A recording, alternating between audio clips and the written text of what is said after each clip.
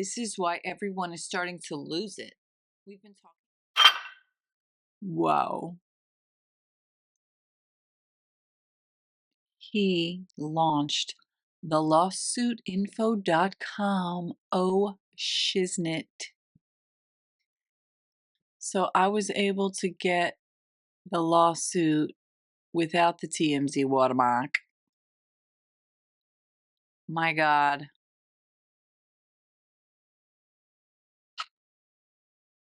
This is unbelievable.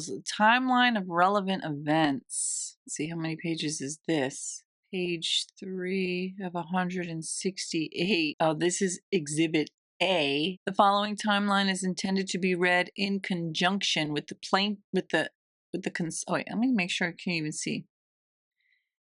With the consolidated plaintiff's first amended complaint and is expressly incorporated therein by reference. This document provides a summarized account of the sequence of key events. Whoa.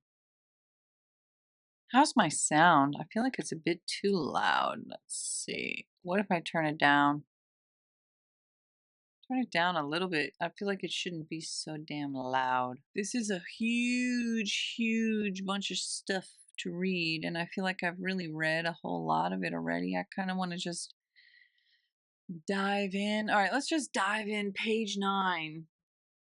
No, actually, let me dive into page 7 because, let's see, is this better?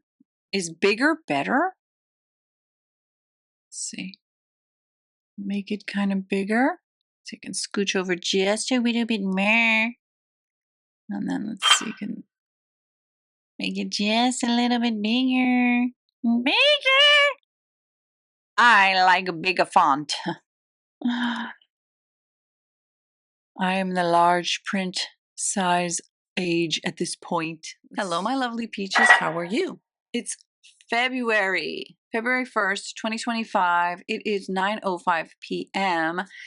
I am using my brand new Logitech Brio 4K webcam along with my new Yeti Blue by Logitech as well. I spent all day trying to get this thing to work, and it was crazy and a lot of fails. The real reason why I wanted to pop on and do a video is because Justin Baldoni has dropped an amended lawsuit, and I want to read it. But I started trying to do this at 9 a.m. Now it's 9 p.m. I'm going to turn the lights off. I just wanted to have the lights on so that I could pop up and not be all blurry in the dark. Because when I turn these off, I end up blurry in the dark. But I'm not the focus of this video, to be honest. The focus is the lawsuit. So let me see if I move this back a little bit so it's not too loud. So he dropped this amended lawsuit. It is 124 pages. It was filed yesterday, January 31st, 2025. You can see right here, it's Saturday, February 1st, 2025. And I guess I'm just going to start reading it, and I'll stop when I need to stop. And then I'll just, like I did with the other ones, I'll just continue back. So it's Blake Lively, the plaintiff.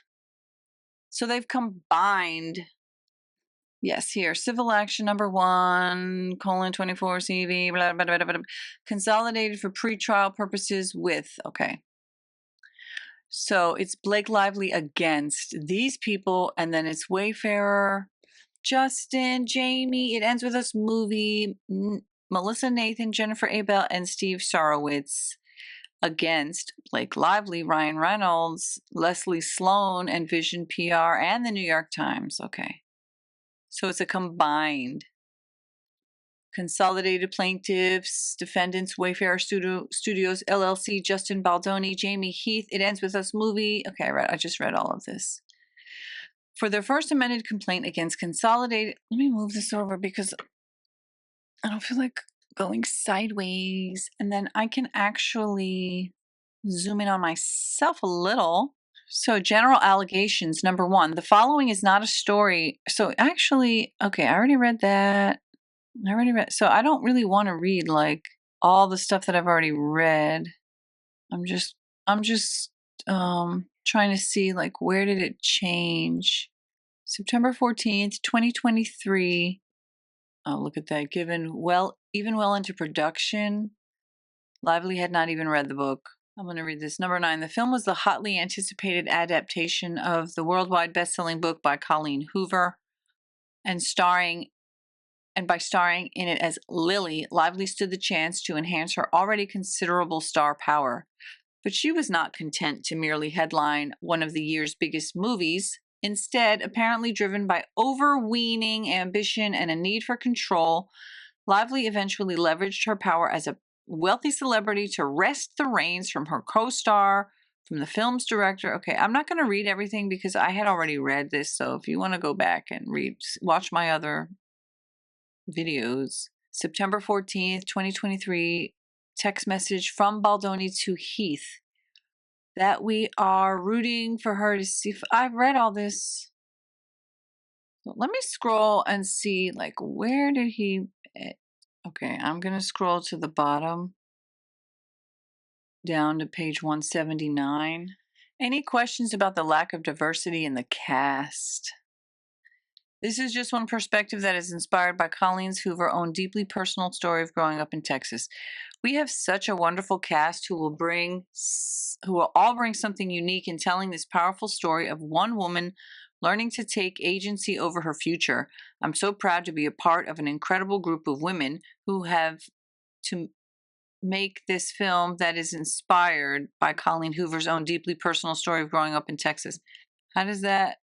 So they're saying there's no diversity in Texas? I don't know. Okay. So there's the nice pool. What's this? All right. I just want to get to see, like, is it just amended like at the bottom? You added a bunch of pages? Or did they actually like amend it, like all interwoven changes? Okay, so we're getting to what the end was. All right, I did read this. And the same blurry ass text. Let's see what this completely unsolicited story from TMZ. Blake has a huge ego. JB was liked by many cast and crew, and this is her ego being bruised, etc. The post has a similar tip, not from any of us, totally not from us. This is from Melissa Nathan and Jen Abel. Melissa Nathan, Jen Abel, Melissa Nathan, and this is August 13th at 12:53. Let me see if I can zoom in a bit more. These are clearly people on set coming out to defend JB, which is good, and we just let them do their thing. The reporter told me her rep is working overtime. Melissa Tag, Melissa Nathan, unearthed Blake Lively interview, show her use slur for trans people. Wow. This just ran. Obviously, none of us knew about this either, but once media goes in, they go in. And the best thing we can do right now is be quiet. Let's get through this week together. Then just move on and back to regular planning with Instagram posts and thoughtful ideas and messages. We'll start with number 10 on page 6.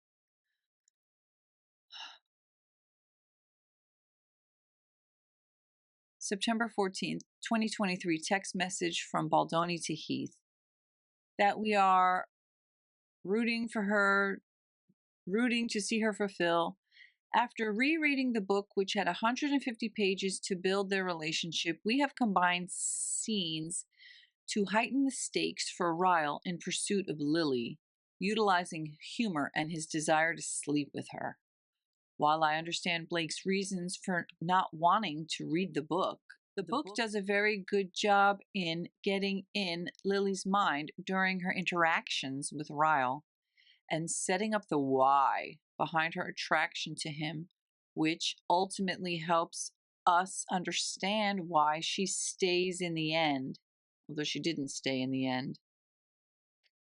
why she stays in the end until she leaves. Number 10.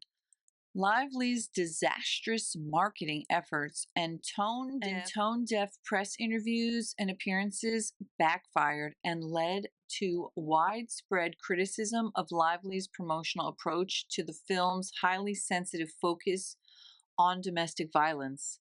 Past videos of Lively's resurfaced online, videos that appeared to solidify public perception that Lively was an insensitive, quote, mean girl who cared more about peddling her products than acknowledging the domestic violence survivor community. Okay, what was this number 2?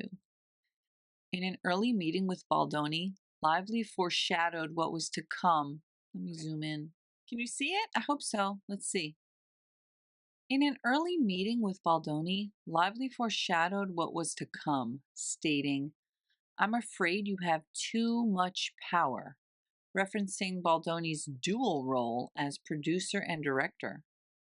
This statement made an early impact on Baldoni, who felt compelled to reassure her the relationship would be collaborative and went above and beyond to make it so, which we know. Oh. Number 3. Lively later claimed she read the book, but text evidence shows that well into production she had not, and in fact expressed that she had chosen not to read the book. She even tried to, quote, Google the color of her character's hair rather than pick up the book. Right, and then it talks about the while you wait drink and the backlash that could have been avoided. And Baldoni, who Lively herself had ensured was excluded from participating. We read that. Okay. Meanwhile, Stephanie Jones was embroiled in personal professional crisis. Okay. I'm just trying to scroll down to something that I haven't read already. Though Lively claimed, this is 15, though Lively claimed Baldoni was the one smearing her, the reality is that it was Lively and her team who had carefully planned and implemented a vile smear campaign against Baldoni and Wayfarer to deflect attention and blame for Lively's disastrous misjudgments. Lively would recast herself as the long-suffering martyr by portraying Baldoni and Wayfarer as her persecutors, the masterminds behind a smear campaign that evidence will show did not exist. Sloan of Vision PR was all too willing to carry out this strategy, especially once armed with ammunition by Jones, who was bent on revenge against her ex-employee and former client. At the bottom of page 9, number 17. Lively, working with her husband, her publicist, and Jones, among others, set on a campaign to tar and feather the Wayfarer parties in the press. They conspired and worked in concert with the New York Times to put a blockbuster news report as devastating as it was false. Page 10 of 222. They advanced a fabricated narrative in the press that the Wayfarer parties had sexually harassed Lively, then embarked on a calculated and malicious smear campaign to destroy her reputation as retaliation for daring to complain about the harassment. The Lively parties laid their traps carefully over a period of months before springing it all at once on the eve of the winter holidays. Just as plainly, they knew full well that their claims were entirely baseless because their own wrongfully obtained, quote, evidence proved that, in bold and italics, neither the alleged sexual harassment nor the accompanying smear campaign against Lively ever existed. Yet Lively moved forward with her plan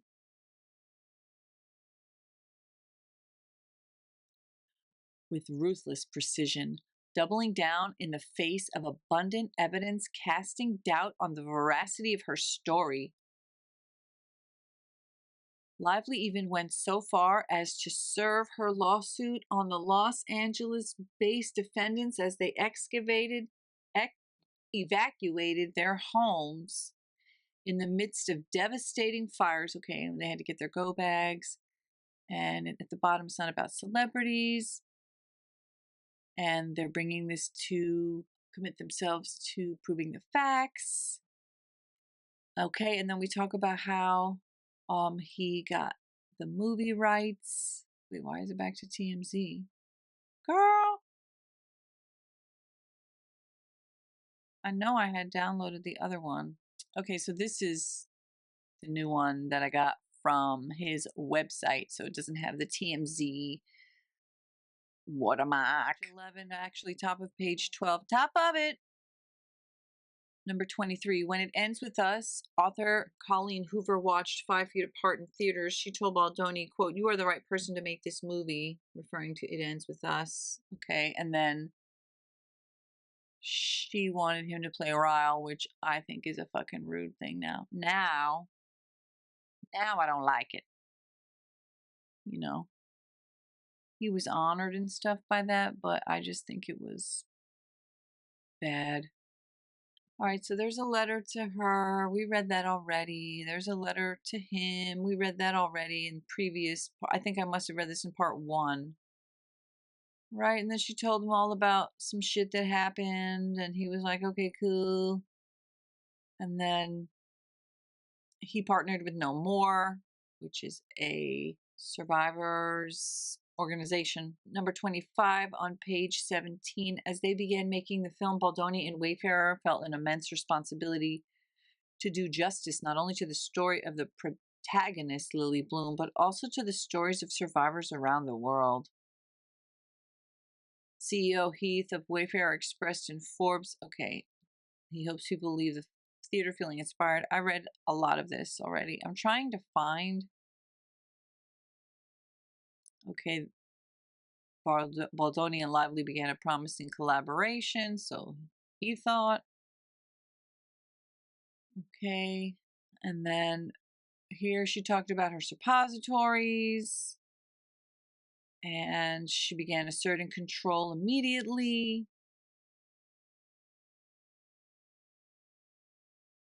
We read that. Okay, and then this was the crazy ass text that I read the other day where she talked about being Khaleesi and shit. Psycho ass, okay, and then she was fixing the script too much, and that was a fucking pain in the ass, and they knew that. And then Sony Legal Affairs was like, what the fuck? She's talking about Ryan Reynolds wrote this rooftop scene, and they were like, we didn't pay him, we didn't know about this. Number 44 on page 27. More than a year later, during a red carpet interview at the New York film premiere, Lively stated, quote, "The iconic rooftop scene, my husband actually wrote it. Nobody knows that, but you now." This startling revelation directly contradicted Lively's previous insistence that she had written the scene. Like, what, bitch? Why did you go through the whole Khaleesi with the dragons and all that shit if you hadn't even read it? You should have just said, I want my husband's writing it. I don't know. So bizarre. How bizarre. Why? This startling revelation directly contradicted Lively's previous insistence that she had written the scene, and certainly casts Ryan Reynolds' high praise for the rewritten scene in a different light, considering he wrote it, not her? Huh. The film's credited screenwriter, when asked about the claim that Reynolds had written the scene, graciously responded, quote, "So if I'm being told that Ryan wrote that, then great. How wonderful." She went on to acknowledge, "There were a few little flourishes that I did not write. And if those flourishes came from Ryan, I think that's wonderful. I don't really think that, but okay." Number 9, Benjamin Van Hoos and Julia Moore. Blake Lively says nobody knows Ryan Reynolds wrote a scene and It Ends With Us.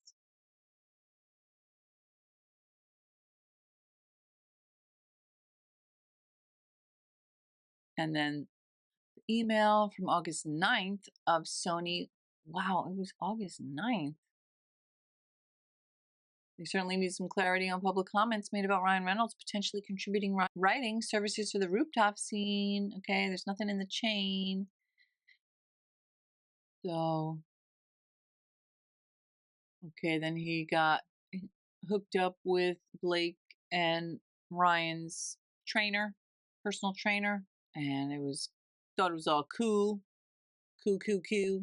Okay, he talks about how he mentioned he had hurt his back and that's why he needed to know how much she weighed. And then 49, page 31 of 224. On April 25th, 2023, Lively summoned Baldoni to her penthouse, purportedly to discuss the script. However, he was met by an angry Reynolds, who screamed at Baldoni and accused him of fat-shaming his wife. Quote, "How dare you fucking ask about my wife's weight? What's wrong with you?" The confrontation by Reynolds and Lively was so aggressive that Baldoni felt he had no choice but to offer repeated and completely unwarranted apologies. Okay, let's see, we read that. Okay, and then he's like, "You're fine," and she's like, "Fuck you, I'm not fine." She doesn't say fuck you, but she's like, "It would be irresponsible and impossible because it's unrealistic and okay, whatever, bitch." Okay, he's literally trying to tell you you're fine, and you're like, "No, I'm not fine." Okay, then let's see. Page 34 of 224:51. Lively then delivered an ultimatum. If Baldoni could not get on board with her work methods, he still had 2 weeks to recast her. 52. Wait, did I miss something? How much do you think he regrets not recasting her every single day of his life? 52. Implicit in this ultimatum was a threat to destroy Baldoni's reputation and career. As Lively well knew, Baldoni had worked hard throughout his career to earn and deserve a reputation based on his passionate advocacy for women's rights. Yep. A reputation she would later exploit and weaponize against him. If Lively were to back out of the film, especially based on accusations of fat shaming and sexual harassment, Baldoni's reputation, he hadn't gotten to that yet. Baldoni's reputation and life's work would be left in tatters as it is at the moment, although people are certainly starting to believe him now. On April 20th, 2023 at 6:16 a.m., producer texts to Jamie Heath. He cannot let her have opinions. Oh, let me scroll up. He cannot let her have opinions on everything. Jamie Heath. Blake? Producer. Or she's going to be co-directing this film. Yes, Jamie Heath. Yeah, we were talking about that a lot yesterday. Producer. Exactly. In all caps. Exactly. This is why everyone is starting to lose it. We've been talking about the same thing for months. Jamie Heath. Yep, it's starting to get resolved. Producer. No, it's not. 53. This was the first time Lively openly moved to seize control of the film from Baldoni, but it would not be the last. End of page 34. Let's see. So I've read this as well. Okay, I did definitely read this. Texts between them. So Lively was comfortable freely breastfeeding in front of him during meetings. She knew his drink order for tea. She set the tone for personal discussions. She was loose and relaxed in her speech on set, but she was increasingly stringent in the demands she imposed on productions. During labor strikes, Lively moved to seize absolute power. That's when she started to ask for dailies. 68, page 40 of 224. Both before and during the strikes, Lively's eager involvement in the production took on a more insistent and manipulative tone, as she asked for access to the quote dailies and early cuts of scenes, both inappropriate and unorthodox requests. Hey Siri, what are dailies in film production? Days in film production refer to the raw and unedited footage shot during a day's production. This is from filmlifestyle.com. The dailies are the raw, unedited footage. Okay. Here's a text from Blake Lively to Justin Baldoni, participant Justin Baldoni. So they like added his name over the redacted. From Blake to Justin. Hey, would you mind giving me access to dailies? And I'm curious which takes you liked of the scenes you showed blank. My manager, blank, flew out to visit set and leaves tomorrow AM. He heard all about it from blank, and I'd love to show him. I appreciate you may be too slammed right now to make this happen, but maybe someone else can facilitate? Question mark. Thanks so much! Exclamation point! Just a side note, this new filming thing, I'm able to pause. And if this actually works and it comes out smooth, this is going to be a game changer in my editing because wow. But also wow. So let's see, this is July 13th, 2023 at 11:53 p.m. What? That late? Almost midnight? Almost midnight this bitch is texting him? That's crazy. Oh, and then if only I had scrolled. Dailies refer to raw footage of what was filmed that day, including the many quote takes. This is not shared with cast. I just want to say the audacity of her, like, I can't believe what she was willing to do to try to get her way and did. Page 41.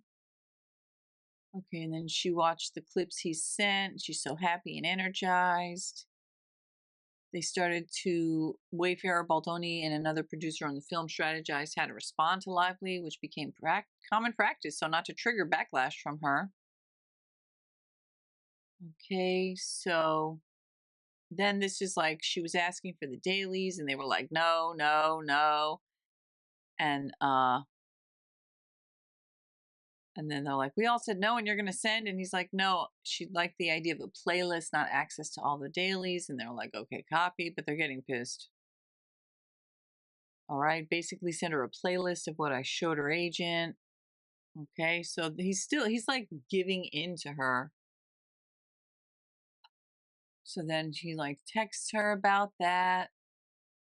And she paid nominal lip service. Okay. I don't want to infringe on your time with your cut, of course. Don't feel the need to send me cut scenes. I was just excited to see. Read dailies. None of the producers have had access to dailies. It's just you?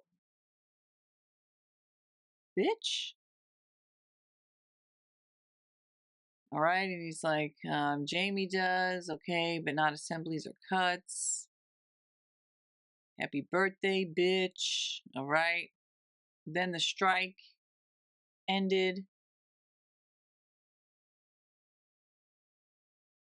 The same day the SAG-AFTRA strike ended, this is number 75 on page 47.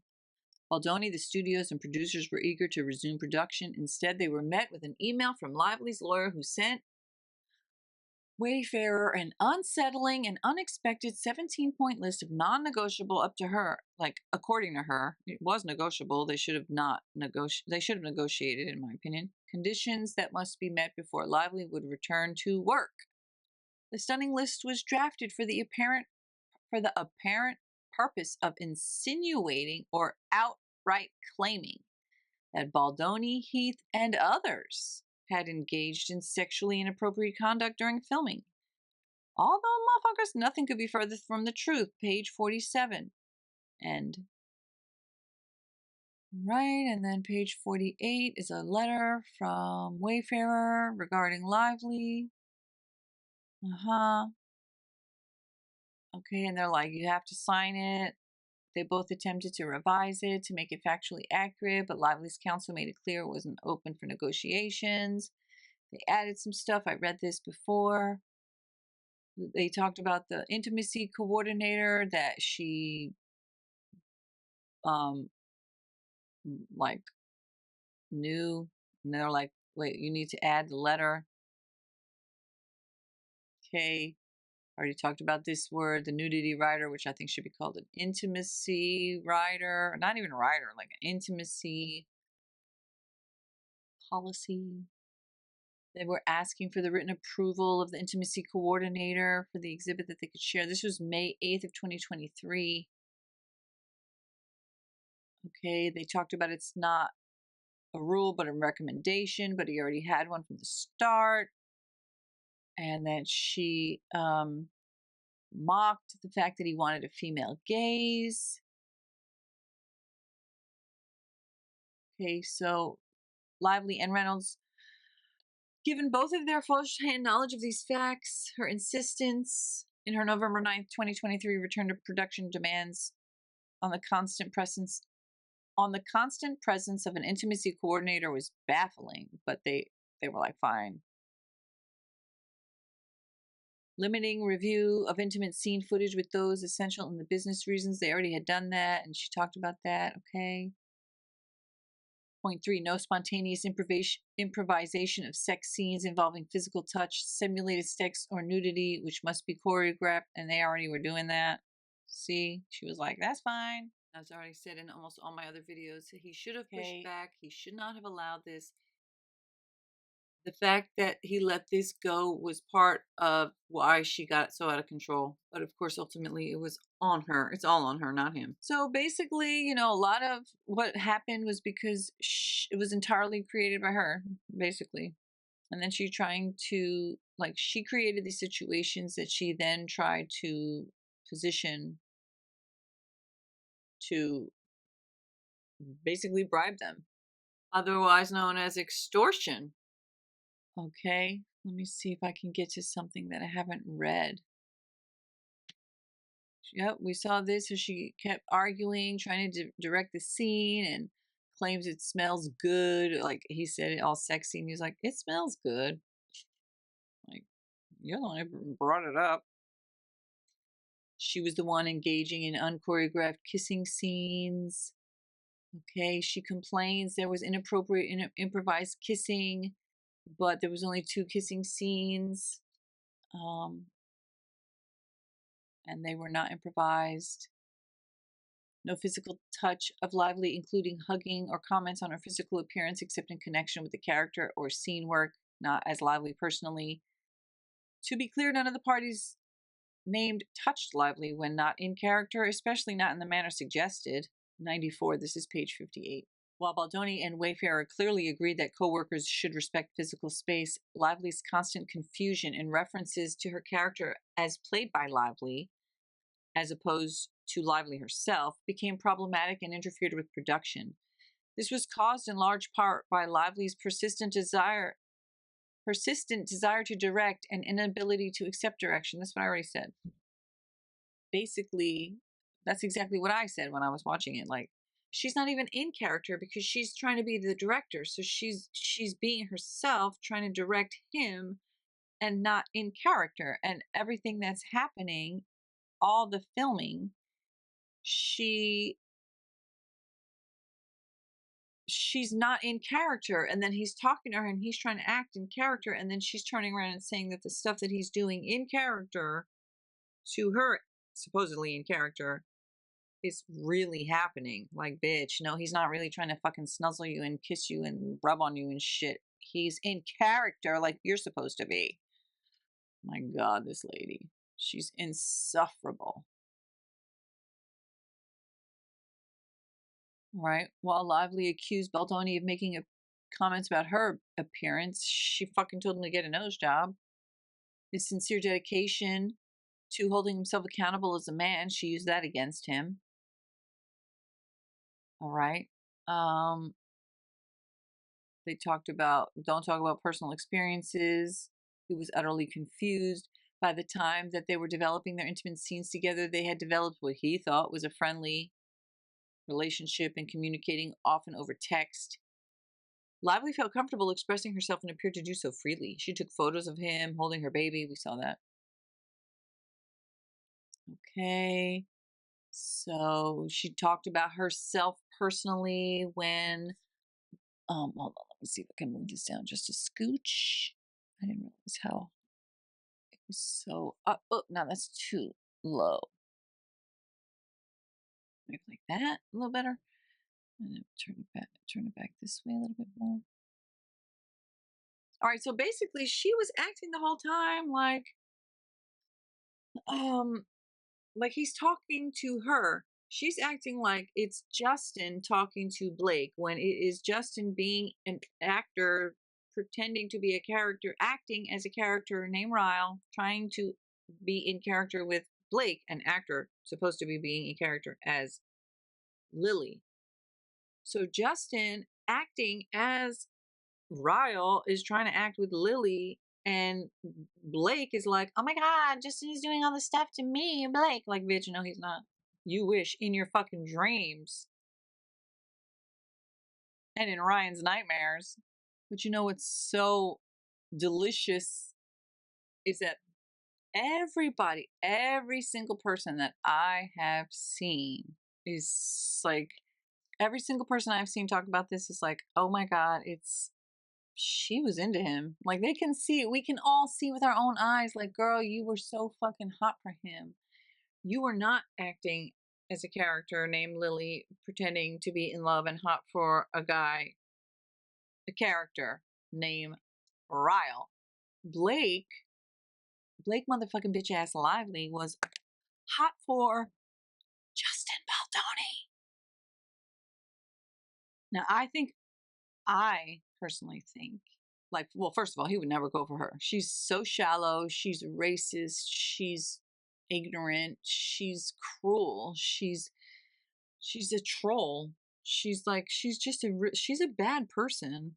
And I don't know, like, I don't know when Justin finally fucking realized, like, oh, she had a bad reputation for a reason. I thought I was overlooking, rumors. Nope, bitch, it was the truth. So, anyways, like they would never be well suited.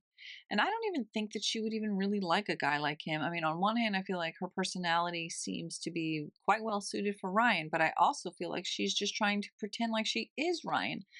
And, maybe as more and more people are realizing, like, Ryan don't even like you, girl, let alone love you. He fucking straight up despises you. And for whatever reason, I mean, I feel like he wanted a subservient kind of, barefoot and pregnant, I'm not going to work, I'm going to just worship you kind of chick. And that's exactly what she is. But, maybe there's a part of her that longed for a man like Justin, who's sweet and sensitive and kind, and he's introspective and he's self reflective and he's done work. He's done the hard work and he's done it for years. And he's not just a grifter. He's not just a guy who's pretending to be somebody he's not so he can actually SH and SA people, but rather Blake and Ryan are fake ass people pretending to be cool and funny and snarky when they're really just mean girls. He's a mean girl, she's a mean girl. They're mean motherfucking people and they're borderline criminal, if not literally past the line and all up into it. Guy.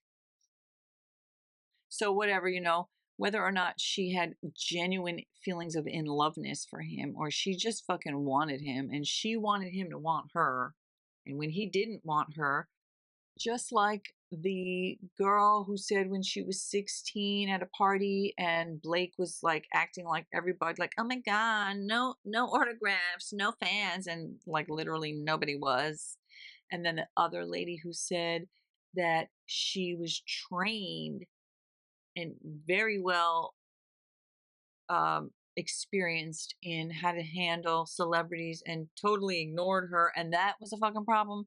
And she got dressed down because Blake went and complained that she was all fangirling on her when she literally ignored her. So Blake doesn't like to be ignored, and she will complain that people are fawning all over her when they're literally ignoring her just to get some kind of attention. And Just imagine on the scale of, so that personality did become somebody that people think is a celebrity and will fawn all over. And then, there's a guy who she obviously deemed as way, way, way, way, way below her. How do I know that? Because if she respected him and genuinely thought highly of him, she wouldn't fucking usurp him and take everything over and disrespect him and like just fuck everything up and be like, I'm a diva and everything I say goes. And like, oh my God, you don't do that when you like really respect somebody. So she's obviously, it's only gotten worse. That behavior, that mindset, that way of living obviously only got more and more and bigger and stronger. Okay. And then she got confronted by this man who she wanted desperately, who didn't want her. And probably her husband could see that. And that's when, who knows if when and where it was like formulated, like, we're going to take this movie over and we're going to fucking destroy this man.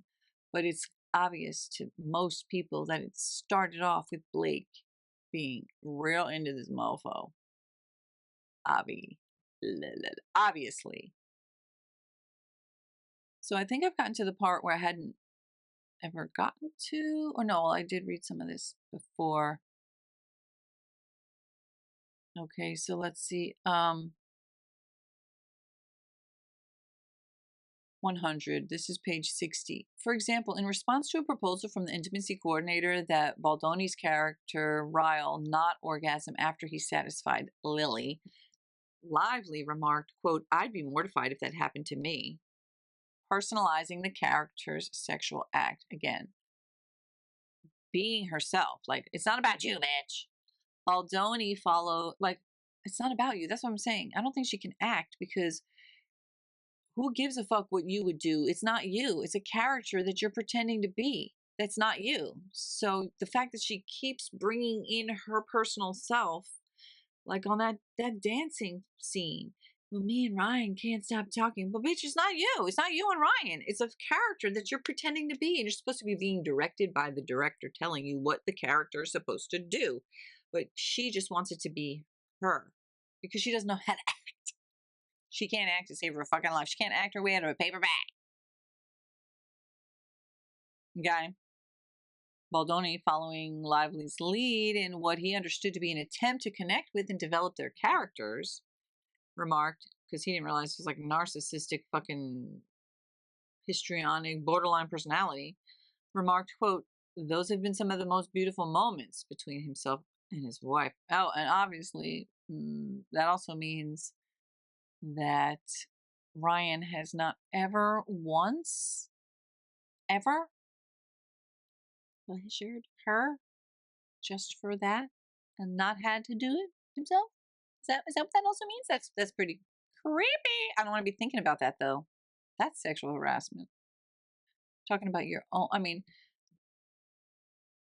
that's what she's trying to claim. She's trying to claim that the fact that he was talking about the personal shit was SH, but he's responding to her like, God,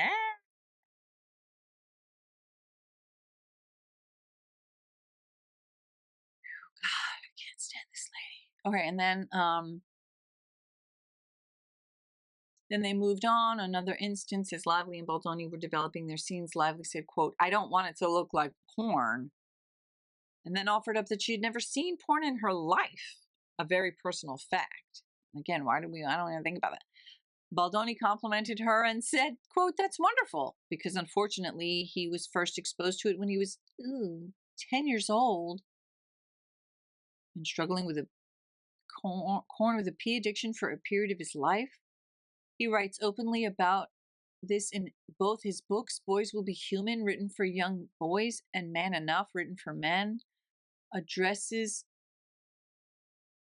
pornography with P as a societal problem. Anyone who knows or has done any research on Baldoni would have knowledge of this, and it can in no way be characterized as inappropriate, especially after opening the door to discussion by disclosing something highly personal. At every turn, Baldoni was entrapped. Moreover, Heath That's the end of page 60, top of it, page 61. Heath, who had nothing to do with this exchange and has never had a porn addiction or even mentioned corn in Lively's presence, was falsely and knowingly lumped into this accusation. 101. Lively continued with an outrageous and knowingly false suggestion that she was shown pornography or naked images of Heath's wife on set. This allegation knowingly and maliciously misrepresents an instance when, in connection with the birthing scene, Heath, at the director's request, attempted to show Lively a video that demonstrated the director's vision for the scene. This is exactly what I was saying, that it doesn't matter that Blake had 4 babies. She literally had 4 babies, and one of them she had only months before this started. But that didn't matter because it wasn't about Blake, right? This isn't Blake being Blake, living Blake's life. This was supposed to be Blake acting as a character named Lily and then doing things the way Lily did it. So if they want to show her how they want the scene to look, it doesn't matter if she had 10 fucking babies, right? Because she had those 10 babies. It didn't matter if she had 10 babies because she had she had 4 babies. It didn't matter that she had 4 babies because I'm looking at the wrong camera. She had those 4 babies as Blake, not Lily. And the fact that she was incapable of disconnecting from herself to become this character is a huge part of what this problem was.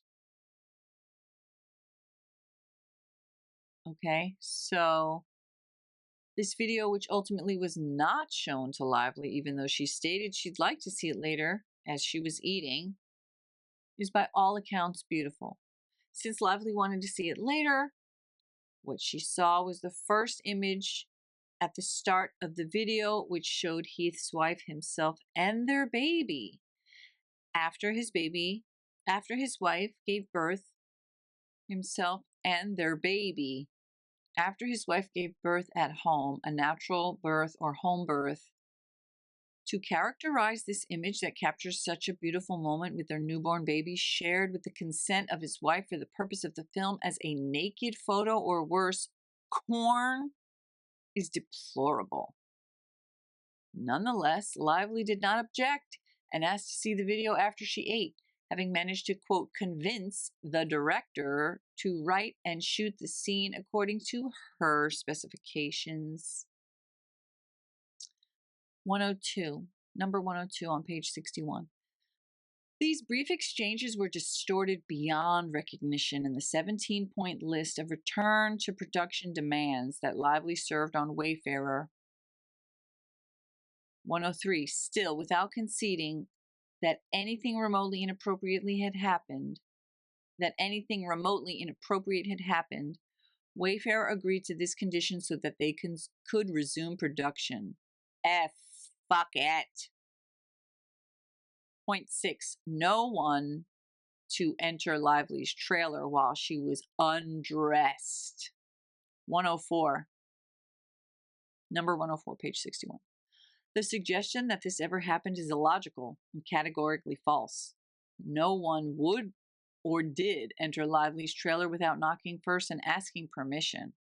More than once, Lively invited Baldoni, Heath, and other producers into her trailer so that she could multitask, understandably balancing motherhood with her work obligations. Regrettably, while, bottom of page 61, top of page 62, while accommodating Lively, Baldoni and Heath were led into situations that would later be characterized as harassment. Lively herself invited Baldoni to her trailer to, quote, work on lines while she pumped breast milk, which is your boobs. Lively regularly breastfed in front of Baldoni while they had meetings, which is probably why when he said in the voicemail, "You probably have a baby on your boob," wasn't so weird and out of character anyway, because he was used to seeing a baby on her boob. Maybe on the boob. I breastfed in front of people as well because it's not shameful. It's not shameful, and it's not shameful to do it, and it's not shameful for people to be around you when you do it, and to turn around and act like them being there while you're doing a totally natural thing because you invited them there and they were sexually harassing you is deplorable, despicable, disgusting, criminal. It's actually criminal, I believe. They should press charges. Keith was invited, well, they're doing a lawsuit. Heath was invited into her trailer for a meeting at her request while she was having makeup removed from her collarbone because she was not able to meet at another time. Her nanny, makeup artist, and assistant were present, and Lively was not topless as she claims elsewhere, but was fully covered while either nursing or pumping breast milk. In this instance, he was instructed to turn away while they spoke and respectfully did so while they figured out a time to meet with the other producers standing just outside the door. And as Heath pleaded with Lively to have the meeting the next morning to avoid her getting home late and losing shoot time the following day. While it is possible he inadvertently made eye contact at one point, he does not recall. Later, Lively mentioned he did, and it made her uncomfortable, to which he responded, "I'm so sorry, I really didn't realize." Lively later responded, "I know you weren't trying to cop a look," and they moved on. What a fucking creep this bitch is. Gross. She's disgusting. Giant set of My birthday cakes always have a little bit of a sense of humor. For my baby, I just did a giant set of which I feel like will haunt him for life. But what do they want at one? Like he can't declare what he wants. Yeah. So exactly. Boobs, because that's what he wants Really? at one. Yeah. I'll show This bitch. you a picture after. They're pretty Oh, I amazing. need to of see the cake, that. not Of of the mine. cake, of your Also boobs. amazing. Though. Well, that's I love it when interviews don't go where you think they might. Birthday cakes always have a little bit of a sense of humor. For my baby, I just did a giant set of which I mean, she's just disgusting. Do you think that will haunt him for life? Do you think it might haunt her for life? So that same woman also says, "I know you weren't trying to cop a look," and then they moved on. 105. Lively's suggestion that not one, but two professional and conscientious men barged into her trailer several times or attempted to enter or pressure her to allow them to enter offends not only their long-established integrity, but the sanctity of their vows to their wives and their dedication to their children and families. Lively is aware that both men are incredibly supportive and respectful of motherhood, to say the least. Keith's wife is a vocal advocate for postpartum mothers. Baldoni's wife co-founded a company that designed a breastfeeding garment, a prototype that originated with his mother when he was an infant. Baldoni had gifted Lively one. While those facts would never be an excuse for barging in unannounced, and it is indicative of the nature of their relationship with and respect for women.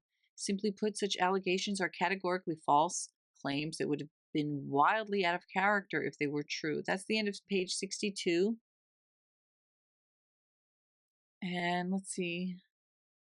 Oh, wow. This is already in an hour. So I'm going to stop this here because I don't know how big this file is going to be. And I'll start back at the top of page 63 the next time. Hopefully you're enjoying this and it is coming out decently, and this new camera is, it's kind of blurry, but at the same time, I don't know, it has some cool features, it has some cool things, so we'll see. And being able to pause the video, I don't know, I think it was like the settings. Anyway, I'm not going to keep yapping, so don't forget to hit like, hit subscribe, hit the bell notification so you can find out when I have all new videos coming out, and check out the playlists and check out my website, Cat Love Dreaming Peach. Mwah! Nighty night. See you in the next one. Cat Love Dreaming Peach. amended.com.